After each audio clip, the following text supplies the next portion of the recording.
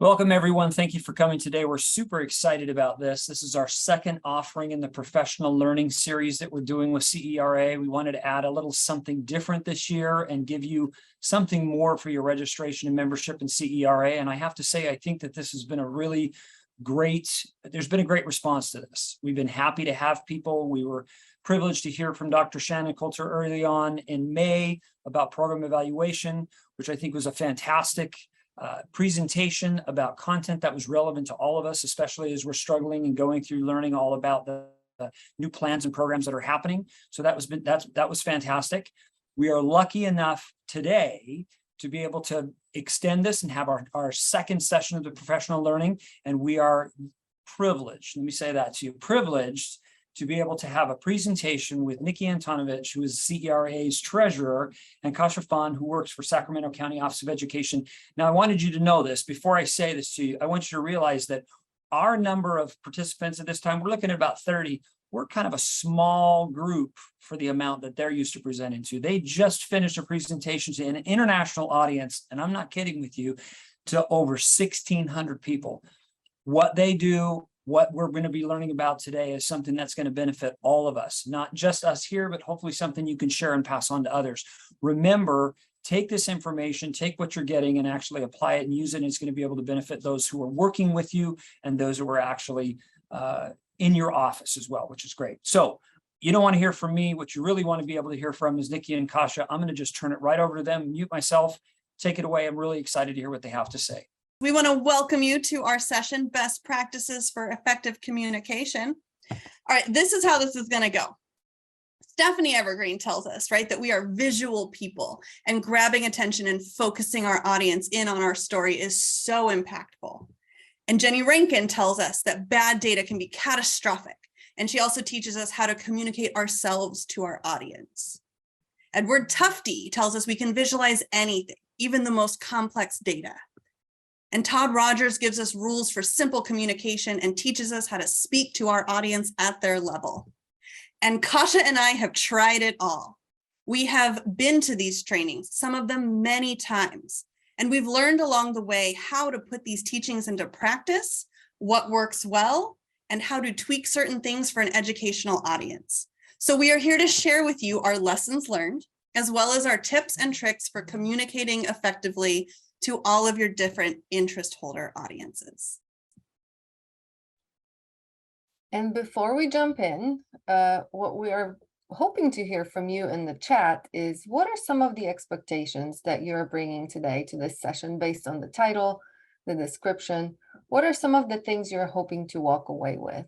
I'll give you about 30 seconds to put in the chat some of your expectations and some of your, hopefully, takeaways from the session. And when I see nothing happening in the chat, my biggest hope is that you're a prolific typer and you're just writing. All right, thanks. Communicating data results more effectively. Ideas for sharing out data with users. Keep them coming, folks. What else? How to best make your case. A little bit of networking, you're in the right place. The best ways to sharing their data with variety of stakeholders, more best practices, and maybe you'll walk away with something you didn't even think that you were going to walk away with. So how to explain the regression to non-data people. All right, so let's see what we have in store for you. Our agenda is going to take us through the why, who, what, how of communication and some best practices. So we'll make a case for why it's important to communicate effectively. We'll consider your specific audience and context. We'll talk about the what, so what information and how much of it we are sharing. And we'll spend a little bit of time on the how, a little bit of research and science behind how to best communicate information. And you'll hear us use the word data and information interchangeably throughout the next hour, because this is what data is, right? It's information. And we'll sort of wrap it up with some best practices. So we typically like to start by building the case for why communication is important. And really, I'm waiting for Nikki to move us on to the next slide. And really, it's important because you can't have data-informed decisions, decisions that are grounded in data, if you can't communicate information effectively. Now, this may not be true if you are very data savvy and you happen to be the sole decision maker, but in reality, how many times does that actually happen? Most of the time, you need to convey the information to somebody else, inform decision makers. And that's where things get a little bit complicated. And that's where communication is so very, very important. Now, there's a problem with communication. And the problem is, as George Bernard Shaw would have us believe, that the single biggest problem is the illusion that communication has actually taken place. Now, we want to ground ourselves a little bit in a communication model. So sort of conceptually understand a little bit about what happens when we are communicating. And this model, it's an oldie but a goodie, developed in 1949 by a mathematician by the name of Claude Shannon and an engineer by the name of Warren Weaver. And after all these decades, it's still sort of the leading conceptual representation of what happens when two people are communicating. And it's two or more, but there's at least a requirement to have at least two parties in a communication process. So what happens is I'm a sender and I am sending my communication out to you all. You will be receivers in this scenario. As a sender, I have a very important job to do. I need to encode my message, and all that means is I need to put my meaning into some sort of a portable format, whether it be words or an email. So I need to encode my message in such a way that I can send it to you through a communication channel. And that channel could be verbal, it could be written. The idea is that as I select the channel and I'm sending my message to you, the receiver, through the channel, there are all these things that are sort of getting in the way. In this model, those things, those distractions are called noise. And in the graphic, they're represented by the lime green icons. It could be actual noise, right? It could be that somebody's talking to you as you're trying to listen to me, and that's a distraction. But the distractions could be different, right? It could be mindset. It could be your emotional state. It could be the context. It could be a technical problem. Lots of different ways can get away. Different things can get away in me sending my message to you, the receiver. But let's assume for a minute that the message actually makes it to you. Now, you have a very important job of decoding the message, and that means accurately unpacking it to understand what it is I intended for you to hear or to read. And then it doesn't stop there, because more than likely, you have a response. You might have feedback from me. And what happens now, roles reverse, and you become the sender. You need to encode your message in a way that I will be able to get it on the other end. So the reason for bringing this up is that I want you to see how many different places there are in a simple, deceivingly simple act of communication where things could break down. I could express myself in a way that doesn't lend itself to you understanding me correctly. We could have all these different noises get in the way. Maybe the channel I selected isn't the best. And then maybe there's a problem with decoding on the other end. So it's deceivingly simple, but there's a lot to it. Now, why is this important? It's important because communication works for those who work at it, right? So one sort of mindset that I want us all to bring to this conversation is that communication doesn't just happen. It's not a byproduct of us just doing the same things we've always done and go about our days in the way that we normally would. Effective communication, good communication, is always intentional. And that's important in many different aspects of our lives. The international audience that Corey threw out there at the beginning of the session was a group of project managers. You're a group of educators and probably some of you researchers. We all have families, we all have friends, right? And in all aspects in our lives, intentional communication is very, very important.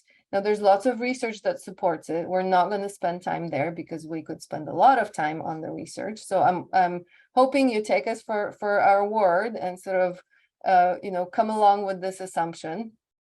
So we're not going to dig into research, but I do want to pause for a second to consider what could happen if communication isn't effective and we don't make an effort to make it intentional. What happens is a birthday cake that says number 1 on it. It's probably a cake for a 1-year-old's birthday, folks, or a happy birthday, Adam, with blue flowers. This is not unusual, whether this is in the context of work or in the context of a birthday cake, but we've all been there.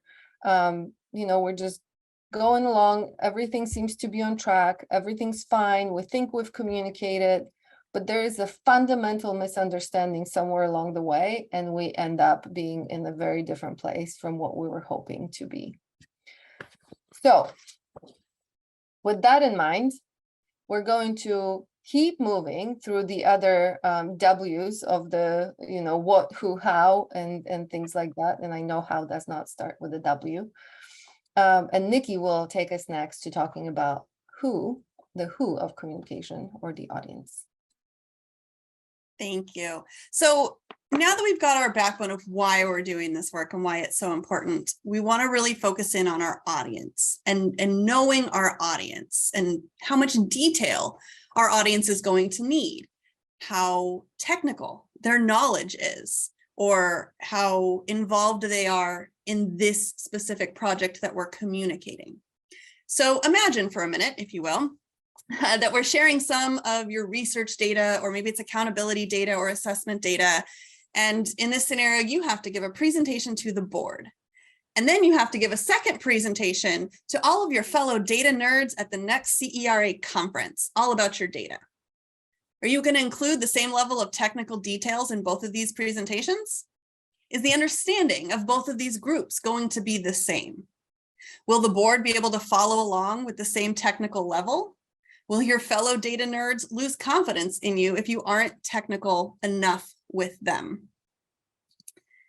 So we want to focus in first on who our audience is, where they're at, and that's where we want to meet them, right? I think Dominic asked earlier, how can you make or simplify talking about a regression model? And while I can't answer that question specifically, I like where you're going with that, because if you're talking to an audience that doesn't have that technical level, you do want to simplify it.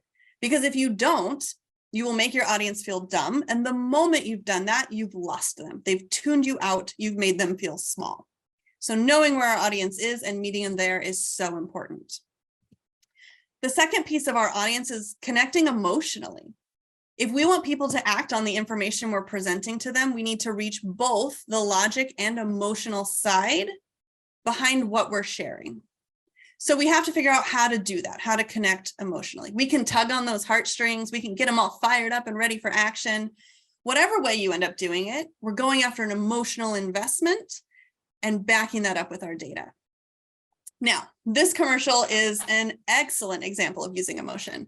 In this case, we're tugging on some heartstrings here. And I'm sure some of you see CERA up on the screen with this nice little pupper here, and we start hearing that song that would play during these commercials, right? Some of you might be reaching for the tissues right now because the commercial worked, right? It made us feel for those poor dogs, right? It would not have the same impact if she stood up there and gave us some data about animals, right? We're connecting to that emotional side. I apologize for any of you that teared up at this slide. Another thing we want to think about when we're thinking about our audience is their levels of influence and interest. And this grid was adapted from Mendelot, I believe was his name, and he used it way back, or started it way back in 1981.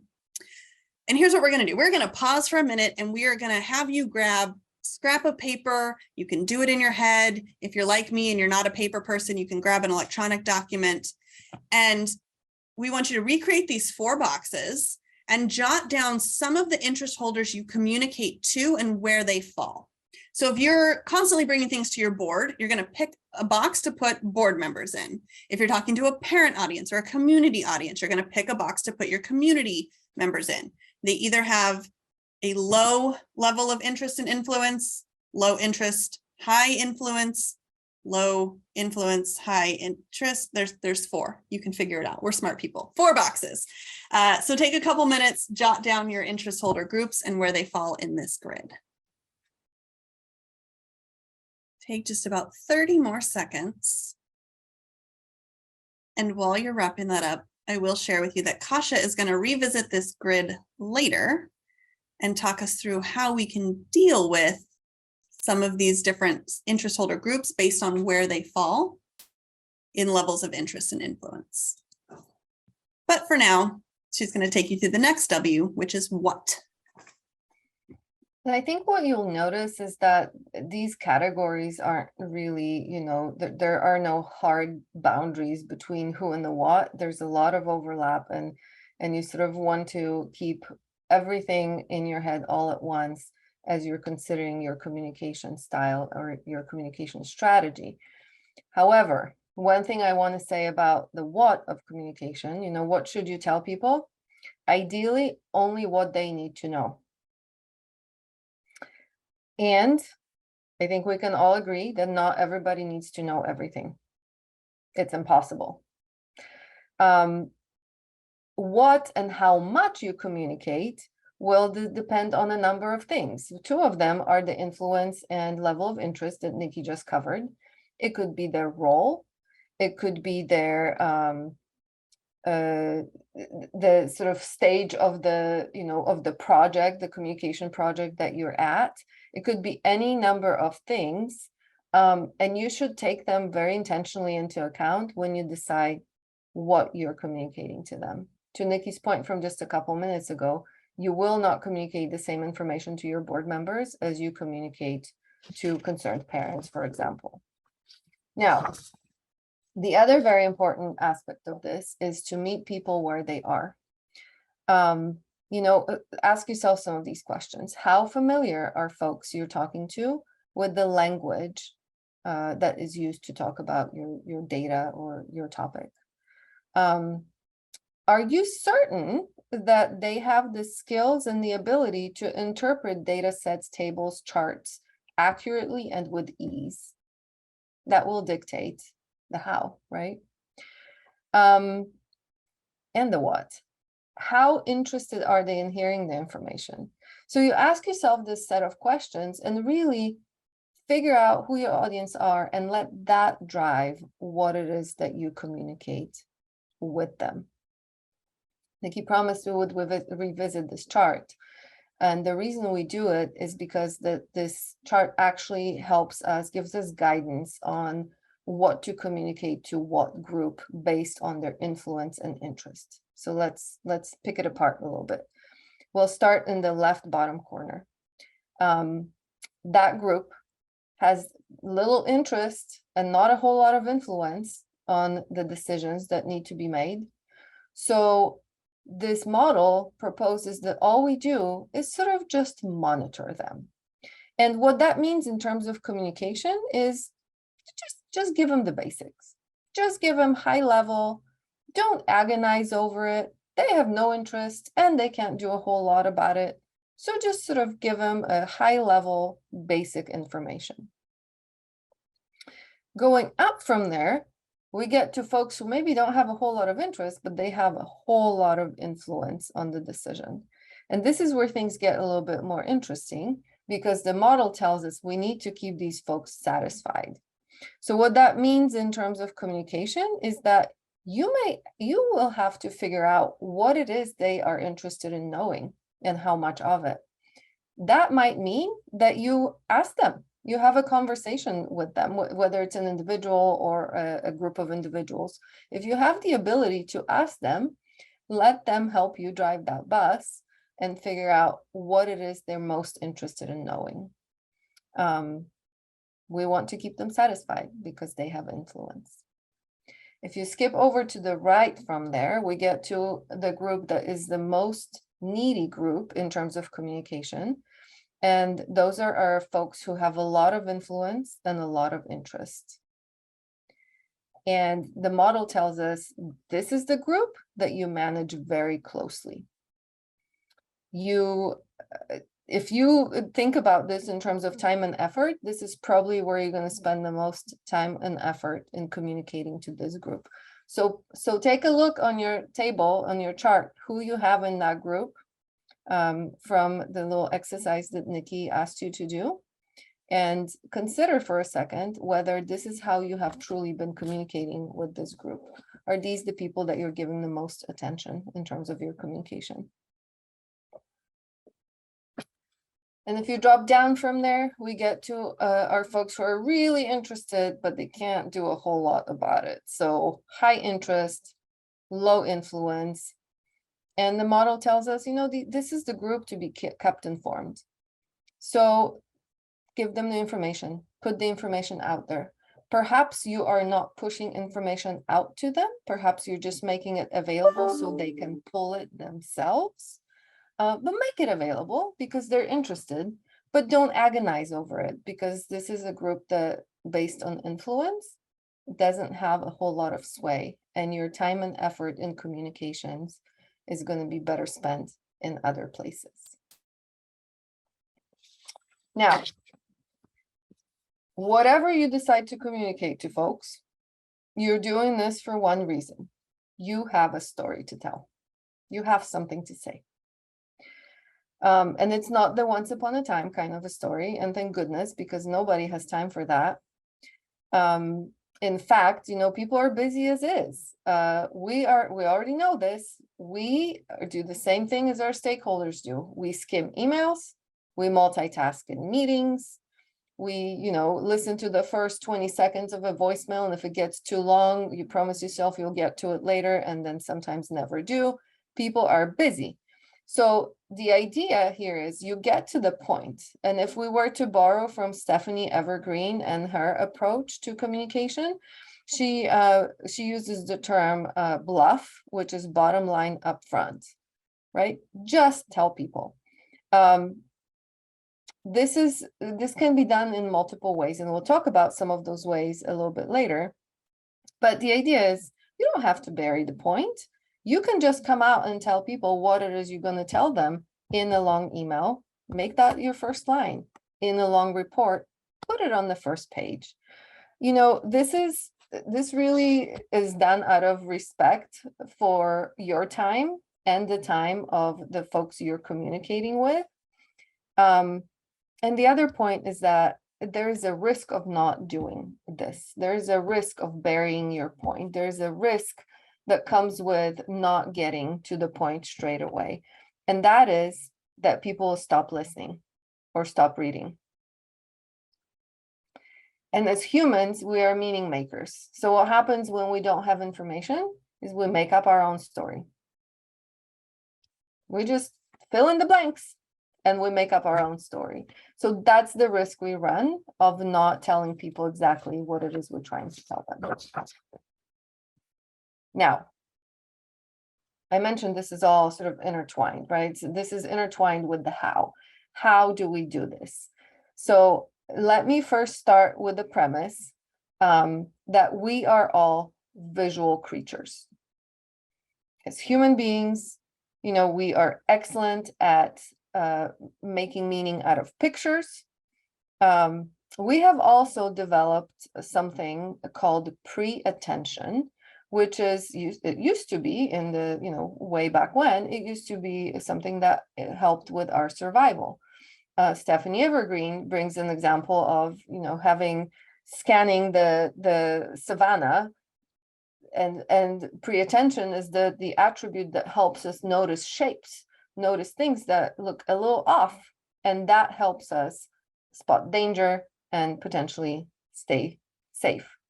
Now, in terms of communication, this also has implications for us because we can use that function of pre-attention to guide the attention of our audiences where we want them to put it. We can do that in several ways. We can do this with the use of headers, bullet points, subject lines, strong titles, and really giving them smaller chunks of information. And we have it here as fewer words, right? Instead of overwhelming folks with full, long sentences of paragraphs, we can accomplish a more effective job usually with fewer words. So these are some of the ways that we can leverage our visual nature. And I have a couple of examples, a couple of studies that I wanted to share with you that really speak to the visual nature of humans. This particular study was conducted by a gentleman by the name of Borkins.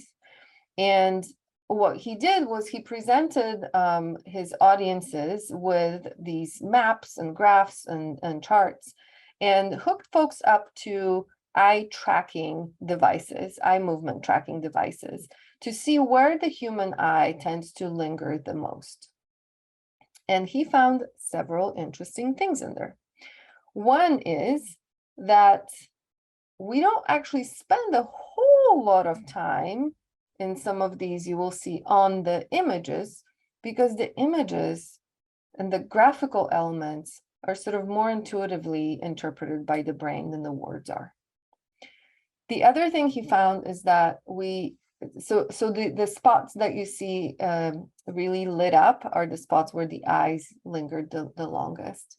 So a lot of that eye movement, a lot of that sort of, I'm going to park here to try and figure out what this is, happens with the titles and the captions. That's important information for us, because that tells us that our titles and our captions have a lot of power. If people go there, like, that's our prime real estate. We want to do something really good with it. There was sort of a follow-up to this study, and it had to do with the titles themselves, where in the sort of first iteration of the study, folks were exposed to titles that were very generic. And I know you've all seen them, and I know we have all written them that way. You know, we present a chart and say data for 2021-2022 mathematics for grade 3, right? Very generic. Does it actually tell us anything? Not really. It just tells us that we have data. And so when faced with something that generic, most folks kind of walked away not having retained a lot of information. The second iteration of the study used titles that were very specific. So to continue with my example, the title would say something like, third graders improved by 10% in their mathematics scores. And in those situations when information was very concrete and very to the point, I just told them my story in that title, folks had a much higher recall and retention of information. So use that to your advantage.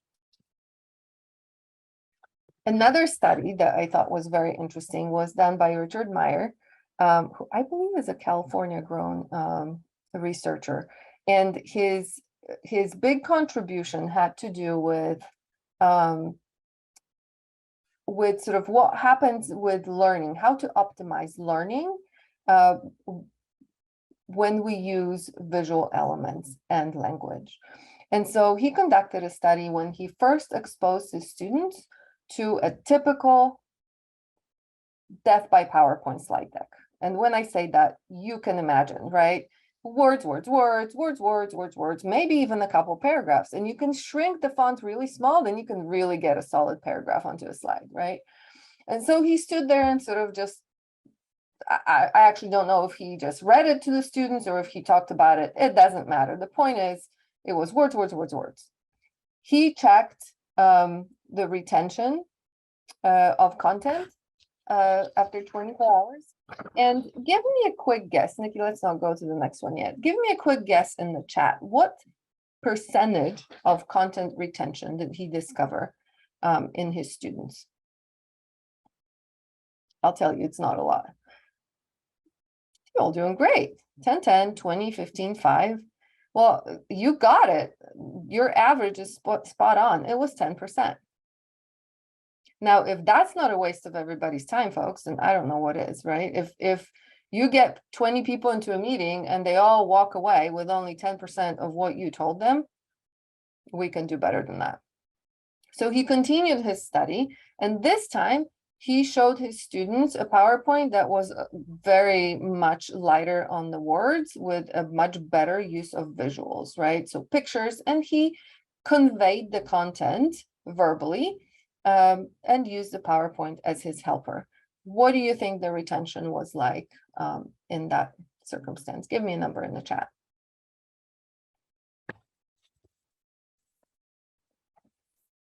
45, 40, 50, 60. All right. Yep, you're at about an average of 50. It was actually higher than that. It was about 75%. Now, if you get a bunch of folks into a room and you talk to them for an hour and they leave remembering 75% of what you talked to them about, that's a good use of your time. That's a good use of everybody's time. So this is the how section. We are in a minute going to dive into some tips and tricks and some other sort of research supported ways on how we can leverage different, features of our human brain to communicate more effectively. But before we get in there, I want to pause on infographics for just a second. We're not going to spend a whole lot of time there, but it stands to reason if our brains are so very much primed for working with visuals that infographics should be a pretty prominent tool in our little communication toolbox. What I like about them is that you can use them for virtually any kind of data. This is COVID vaccination rates. If we go to the next one, this is LCAP data. There's no rule that says that the LCAP has to, be in the paragraph format. And if we go one more, this is clean water, sanitation, environmental type data. There's virtually no limit to what data you can present with infographics. There is also not one sort of best way of creating them beyond the fact that you want to, when you create them, you want to run them by a few people and just get a sort of a gut reaction from folks about whether or not what you're putting together looks good, because you can make them look good and we can make them look really bad too. The idea is that even somebody who's not data savvy, even somebody who you would consider to be a data layperson, will intuitively be able to give you feedback on an infographic because it is so heavily relying on that part of our brain that thrives in the visual environment. So continuing with our how of communicating our data, we're going to focus on how long. And the rule of thumb is you have about 6 seconds, and some people will say it's as short as 3, but about 6 seconds to grab people's attention. This is how fast 6 seconds goes. We're going to watch the little thermometer fall down.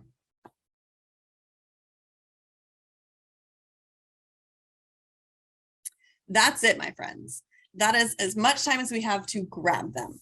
So if we're putting in front of them something that is tedious, or a graph or a chart that has a very generic title and isn't telling our story and they're having to dig into it, or a report that is very long and not broken up by headers or bullet points or all of the things that Kasia mentioned earlier, we're going to lose people's interest. Right now, if we grab their interest, they will invest more time in us. Right? It's unrealistic to think that people are going to understand our full chart or read our full report in those 6 seconds, but we do want to grab them.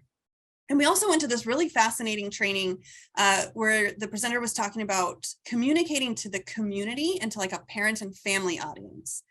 And I know it's not super often that we send home, like assessment data, but we send home score reports and other sorts of things. And he says, the kid comes home, the backpack is dropped by the front door. They're waving a piece of paper at mom going, I got this from my teacher. Where's my snack? The baby's crying in the other room, like all that stuff.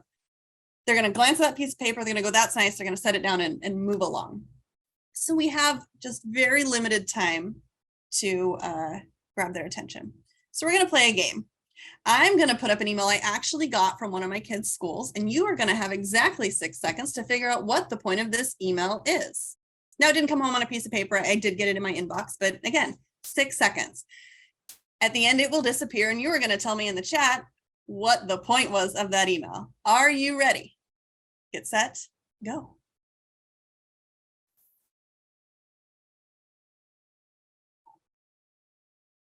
I know, it was so fast. Okay, what are your guesses? Safety, it was about safety is already in the chat. What else do you got? What do we think that email was about? A transition from something learning to something else. Love it. No clue. It was about the pandemic. It was COVID stuff. Great guesses. I am now going to put up, delete immediately. You're not wrong. I'm going to put up a version of that same email that I made with the intent of grabbing people's attention immediately. You are again going to have 6 seconds. Are you ready? Here we go.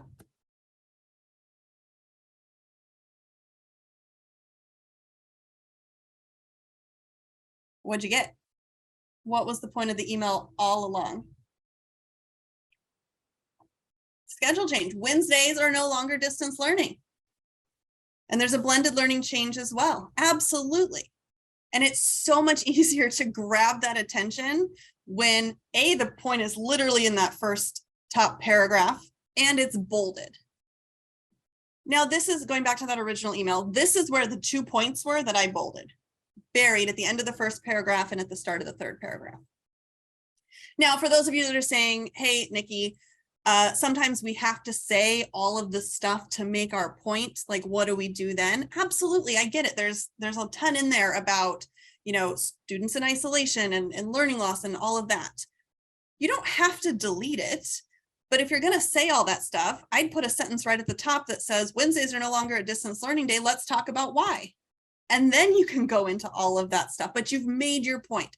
So again, if the parent glances at that letter and then sets it down to go, deal with kids coming home from school and all of the energy they seem to have when they walk back through your door, put it right up front. We're going to do the same thing, but this time we're going to do it with a chart. So you're going to get 6 seconds with a chart to tell me what the point was.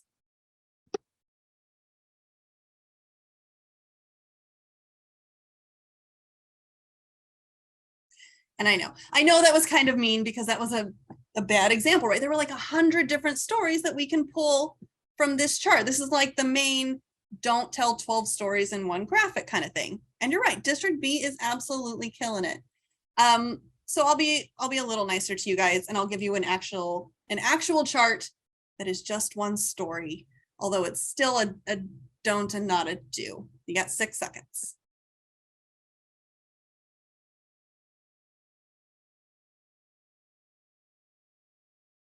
What are your thoughts? Again, it's not super clear, right? My title was pretty generic. It could be a couple things. A little easier to suss out when I pull out some of the information. Districts exceeding or meeting standards. Some districts are above, some districts below compared to the county. What if I gave you like a data viz top-notch story in the title chart in 6 seconds?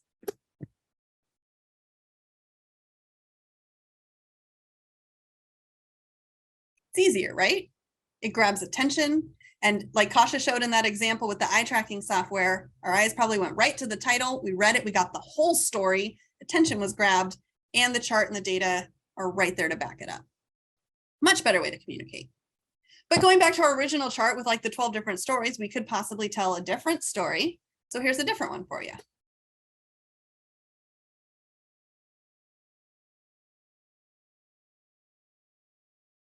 And for those of you that have been to a Stephanie Evergreen training, that also contained a lot of don'ts, right? We still got the generic title. It needs to be bigger. Thank you, Stephanie. Yes. The legend is off to the side, so we're bouncing back and forth. There's, we're trying to figure out what those data points actually are because they're not exactly labeled. District B still killing it, by the way. But again, what do those 6 seconds look like with a top-notch data visualized chart?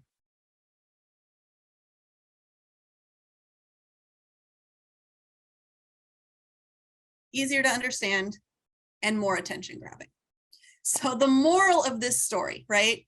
There is no one way to skin a cat, so long as the way you skin it grabs attention in 6 seconds or less. Sorry to all the cat lovers out there. Right, but you can pull 1,200 different stories from that chart. You can pick the one that fits your audience, their interests, their influence, your narrative, all of that.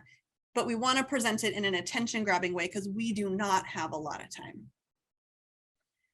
The kitty does look scared.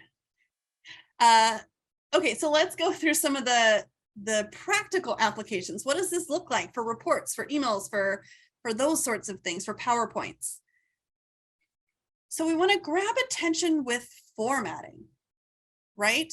And part of that, if this is we're talking about reports here, it starts at the cover page. Now, this is not a real report. I promise you, I did not write about trends of attendance at past conferences, nor did Kasha, but I needed something to give you guys an example. So this is all fake numbers. They're not even real words. It's like a content generator. It's a cupcake ipsum. So you're going to see a lot of baking words in there. But the point here is that if your report cover looks boring, you're not grabbing people in 6 seconds. If your titles are in all caps and center aligned and barely bigger than the rest of your font, you're not grabbing people's attention. So we want to snazz up our covers of our reports and grab that attention with formatting. In terms of the guts of the report, that doesn't look like a page that is solid black text wall to wall where the headers are barely distinguishable from our font, right? We want that font hierarchy because we're skimmers. I want to go look at section 1 and go conference background and go, I don't really care about that. I'm going to skip that. Section 1A registration history. Oh, I do. I want to read that part, right? We're going to skim so we can make it very easy to do with headers. They're bigger. They're a different font than our regular text. They've got borders or shading or something cool like that. And I've thrown in a chart to break up all the text. Again, totally fake data, but it helps the eye go. Like I look at that first one over there on the left for me and I go, ooh, I can't even look at it.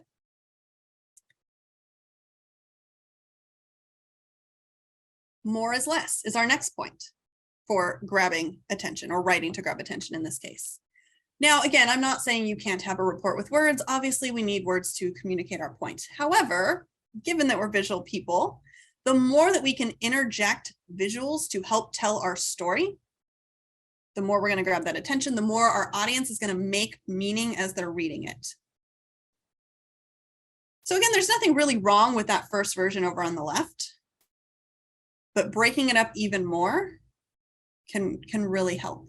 And it could be something as simple as, like maybe you don't have a lot of data, maybe it's a lot of like quotes or survey responses from people who took your survey kind of thing. Just make them look different than the body of the report. So here's some words, and then here's a couple like bullet points of quotes, and oh, they're blue and italic, so it breaks it up in my mind.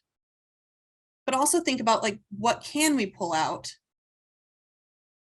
if possible? Or maybe it's not possible. So can we give it, an executive summary, a short version, and then people can dive into the big version if they want. This is just another example of more is less. And what I really want to talk about on this slide is white space. White space is so important because, again, it helps our brains not get overwhelmed and shut down. So when I look at, in this case, I'm sorry, I was inconsistent and my don't example is on the right this time. But when I look at that one, the margins are narrow. The headers are, again, the same color as the rest of the body text. And there is not a lot of white. So I look at that and I go, oh, that's a lot. That is a lot to read and a lot to dig into. Whereas when I look at the one on the left, yeah, there's still a lot there, but it's broken up. It's sectioned. I've added a call out to help break it up visually. So more is less. And then this one is more specific to emails. But when we're writing to grab attention and we expect a response from our attendees, make response easy. So this is my don't example. It's not the email you're going to get after this webinar, I promise you that. But it's, a paragraph of text and then a link to a survey at the bottom of that. And then, some other information and a contact below that. If we truly want to grab people's attention and make response easy, put your link to your survey right up front. Put a limited number of words before it. Hey, take this survey. By the way, thank you so much for attending. Your response is really important to us and your feedback helps us a lot. And here's who you can go contact if you have questions. Don't make them dig for how to get back to you with feedback. It's not in here, but another thing that I really, really like to do to grab attention in my emails is alter my subject lines. If I'm sending something, like for example, if I need Corey to register for a conference, I'm going to send him an email and the first 2 words in my subject line are going to be action needed. Go do this thing. Or review required. And then I send off, my report that I need Kasha to review for me. I love just putting that right up front. So if all they glance at is the subject line, they know what I need from them. They know what the ask is before they even dig into the email.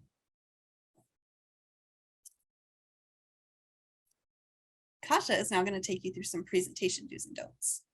Well, and we are often find ourselves in the position to present information to others using any number of presentation sort of technology solutions, right? We use PowerPoint, we use Google Slides, we do it either in person or via Zoom. And there are a couple points I want to make about presentations. We're not going to cover this in detail, but here are some of the points I would like to make. If everything you're going to say is also on the slide, you don't need to be there, do you? And if you're reading slides to your audience, how engaged do you think they are with your message?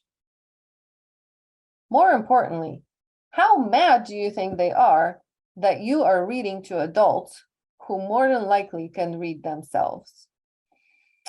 So the big point to take away here is your PowerPoint is not your presentation. Your PowerPoint is not where the knowledge comes from. What your PowerPoint is just a visual aid to help you, the presenter, to help you, the expert, share information. So the goal with our PowerPoints or Google Slides or whatever it is we use is not to have every single little bit that we say be on the slide, right? Because if it is, I could just send you the PowerPoint and we don't have to talk. The other thing is, for the most part, you tend to present data to adults. Adult learning practices tell us that adults get really irritated when you treat them like children and you don't honor the fact that, they come to the table with knowledge, with abilities, with experiences. One of these abilities is the ability to read. So you don't have to read the slides to them, right? They can read for themselves. So use the PowerPoint for what it's most powerful for, which is be the attention grabber, be the memory aid, be the thing that helps you make your point. One more point here. I said you don't have to. Yes, thank you, Jennifer. Accessibility. You don't have to have every word that you say be on the PowerPoint. But what you do have to is say every word that's on the PowerPoint for accessibility reasons. So if you put 3 sentences on your slide, for accessibility reasons, you need to read every single word that is there. And there's a lot more that comes into this area of accessibility around presentations, and this could be a separate session, so I'm going to leave that alone. But the other point I want to make is, when you don't put a lot of content on your slides, or if you break up your points into, instead of having 2 sentences or 3 sentences on a slide, you make it into 3 slides. what happens very quickly is that your PowerPoints kind of start ballooning up a little bit, right? They get big. But you know what? There is no rule that says that your PowerPoint can't be long. Nikki and I have 65 slides to take us through this hour today. That sounds like a lot, but I'm hoping it's not painful because we don't spend, minutes, multiple minutes reading text from each slide to you. Now, sometimes you work with arbitrary rules at your organizations that say, for this board meeting, you may only have 10 slides. They're arbitrary rules and they are what they are, and sometimes we can't get around them. But if you have the ability to sort of drive that for yourself, don't be afraid of long PowerPoints. A long PowerPoint does not mean a long presentation. Neither does it mean a boring presentation. In fact, my guess is that it's a more exciting visual aid because you're putting less text and more visuals on your slides. So we're almost at an hour, and we will have a little bit of time to answer some questions. But before we go there, we're curious, what's your next step? So in the chat, let us know what your next step will be as a result of attending this session. Even if it's just, digging into one of these concepts a little bit more, or going back and redoing one of your slide decks. So tell us what you're going to do as a result of attending this session. Jackie, I love it. Redo some slide decks, skim through some graphics, revamping some presentations. All righty, getting some ideas for a presentation on Monday. Yeah, it really just drives our point home. We're presenting a lot and we use presentation decks a lot. Maybe if Corey feels like it's a good use of everybody's time, maybe at one point we can dig a lot deeper into the idea of putting together compelling and accessible PowerPoint presentations. Yes, infographics, fewer words. Reviewing some dashboards for targeted tiles that support storytelling. Excellent. Well, I hope you consider this last hour to be a good use of your time. Nikki and I will thank you all for attending, and the CRA board for having us. And I think we're ready for some questions, if you have any. Thank you. Yes, we do. We're going to do a quick Q&A. We're going to call in attendees who have their hands raised to try to keep this organized and know what we're doing there. So when we call in you, we ask you to come off mute, and then you can engage with Nikki and Kasha and ask your questions. So go ahead, raise hands if you have them. You guys showed some really cool visualizations, and I see them all the time. I don't know if you ever go to data is beautiful on Reddit or anything, but how do you make those? What's the toolkit that a lot of people are starting off just getting into making those? Because I can make charts, I can make many things that are component pieces of Google or Excel, but Everything you saw today was made in Excel. I know there's software that is far more advanced and you can do really, really cool things. But I tend to stick with Excel, and it's just tweaking the elements of your chart and getting really comfortable with just sticking text boxes that don't come from the chart right on top of it where you need them. Let me see if I can go back there. So this guy, oh, sorry, he's animated. It's just a combo chart of bars with two lines in there. And then I just all of the stuff you see, the percents and the districts and the labels, that's all just text boxes. And I turned off my chart titles, I turned off my grid lines, I turned off my axis, and I put in a bunch of text boxes. So you can do it quite simply, as well as, using all of the softwares that are out there to get real fancy with it. Jeremy, go for it. Thanks, Corey. So my question is, besides PowerPoint and Google Slides, and you mentioned a lot of visualizations and infographics, is there any tools that you guys recommend for us to make it easier to present our information into a more visually appealing format? I would say, get really comfy with like what images are available on Google and, finding things without watermarks and stuff like that. Another thing that I tend to do is I've created for myself like a little Excel cheat sheet where I've made a bunch of types of charts once. Because some of them, especially like the dumbbell dots and things like that, can be a little time intensive. So I just have them set up and then I'll go plug my new data in and it makes it go a lot faster. Sorry, go ahead. I said that's cool. Yeah, I pretty much when I'm presenting also, I use a lot of Excel and PowerPoint, and I do use a lot of business intelligence tools like Power BI and Tableau and Salesforce in my previous jobs. So I'm just wondering if, I know that some of those tools can be embedded into a PowerPoint presentation in terms of their visuals. So yeah, I thought there are other things besides those tools that we're using currently to render more visual appealing results or insights about the data that we're kind of like reading. Yeah. And, I'll throw it out to the group too. If you guys have a really cool tool that you use, please pop it in the chat. I tend to keep it real simple. Yeah, and Jeremy, I'll just add on to what Nikki said. Some of the softwares are very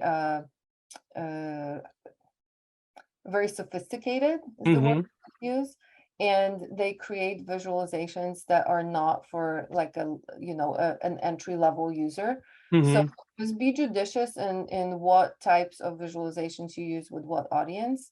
Because folks like us here in the room probably feel like fish in water in the world of visualizations and data, but some of your audiences will probably appreciate sort of the more simple, basic, cleaner types of visuals. Yeah, that's a good point, Keisha. I mean, I appreciate it. Of course. I'll also say I've never tried this, but I know that you can potentially in PowerPoint animate a chart so that when you come to that slide, your axes are there, but your data isn't. And then as you're talking about it and clicking through your presentation, like it all shows up. So you can always use something like that too as an additional way to keep people's attention until you're ready to show them what you're ready to show them. And we're seeing in the chat, Power BI, Data Wrapper, Canva, Venngage, those sorts of things. So yeah, thanks. What other questions can we answer? Awesome. Thank you very much for all of that. I get to ask one question of all of the 47 that are still in the room, and then I'll let Valerie ask hers. How many of you are presenting at CERA this year? Raise your hand in the participant if you're presenting, put a quick hand up. Anybody presenting at CERA? I know I have some people in here who are. Okay, I got a couple. I got Amber. I got a few others. I just wanted to point it out to you that both Nikki and Kasha will be coming through with a checklist to give you very detailed feedback on the quality of your PowerPoint. So be very scared is all I'm having. That's a joke. I'm kidding. I'm just joking with you. But nonetheless, as you listen to that would be a little bit daunting, but I'm sure they'd be happy to give you some pointers if you needed it. Please don't kick us out of your sessions. We'll be very nice. We'll close with a last question from Valerie or a comment, and then we'll go from there. So Valerie, go for it. After that, I want to put my hand down for presenting at CERA, but this is kind of a question that's in the weeds. Thank you for sharing all of this. I've seen that study before with like the eye gaze thing, and it's super cool with the hotspots, but I was unfamiliar with the 3 iterations. What was the second and third column? Because it looked like the charts were exactly the same in each of the 3 columns. So I'm wondering what I'm missing. And what maybe the question is, what's the takeaway? Because the hotspots were different for each of those. So Valerie, and I can look more into it and give you a better answer, but just very high level. Yeah. I think there were just very small differences in the instructions potentially you gave people and what, like how to focus on these things. And you're right, there's very little difference between the first and second. The third iteration tends to be a little different. So yeah. I'll dig up a better answer, but I think that's what the difference was. Thank you very much for the information. You know, if we were there, we would do our kind of claps, but we can do our, you know, our jazz hands or snaps to be able to say thank you for both Kasha and Nikki. They're an amazing resource to us, and what they had to share is so important, valuable, and can be able to and really help us as individuals, as we're presenting, as we're preparing, as we're putting together the data, and the rest fantastic. So again, what an amazing duo, what an amazing amount of information. And I just love the presentation and the example that they used during the presentation of what a good presentation looks like and how to be able to present the data. So thank you very much. Based in research, we love it. This was a fantastic idea for our second professional learning session. We will be doing more in our next year. There is one thing that I have to correct that Kasha said. These are not for me to decide. These are for you as the members of CERA. As you have interests or needs or ideas to say, what could we do in the coming years? Please send them along to us. Let us know, send an email. Allison Hernandez, Dr. Hernandez will be our president next year. She's going to do something like this again next year. And she would love your feedback and thoughts rather than her having to create those on her own. We don't do this for us. We do them because they're a service to you. So as you have ideas, please send them along because we respond to your needs. We love it. My closing thoughts are the fact that, remember, we got 6 weeks. CERA is coming. If you have not registered, jump on it now. We are filling up. I mean, the room blocks are going quick, so you want to make sure that you get in. We're down in Anaheim. We have 3 fantastic keynotes. Dr. Tyrone Howard from UCLA, Dr. Jeff Duncan Andrade, who's coming to us from San Francisco State, and as well as Dr. Gino Flores, who many of you already know. He lives down in San Diego, but he has done just about everything from the Department of Education to being a teacher. He's a wild and funny guy. He's got great stories to tell, and the application of how research can drive practice through his own experience. He has been for years working at the Department of Education, really in the trenches, and be able to tell it, and is going to be able to tell us how to be able to use these. So it's going to be a fantastic presentation. You may know him if you've been at the meetings. Long hair. He has a Hawaiian shirt. So you guys probably, if you say, oh, that's the guy, he's great. It's going to be a great presenter. We're excited to have him. We really would love to see you at CERA. If you haven't already registered, you're welcome to send me an email or a question if you have it. This will be posted on our YouTube soon. And again, thank you for coming, and thank you for Kasha and Nikki for doing this, and Jamie for hosting. You did a fantastic job today. And beyond that, I think we're done for the day, unless Jamie has anything else she wants to add. I don't. Thanks everybody for coming.